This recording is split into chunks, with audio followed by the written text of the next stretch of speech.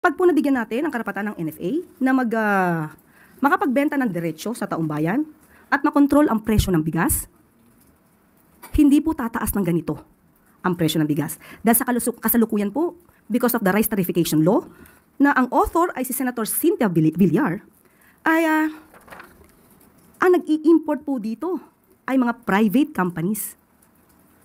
Hindi po nahahayaan ang government na mag-import. Kung government sana through NFA, government to government, mas maganda po ang chance na mabigyan po tayo ng mas murang presyo para po maibigay din natin sa taong bayan. Dahil dito sa rice tarification law, nawalan po ng kamay ang NFA at pati po ang pag-regulate ng presyo ng NFA ay hindi na po na ipapasatupad. Ang nangyayari po ngayon ng NFA, makakapagbenta lamang po sa Kadiwa, sa FTI, sa LGU.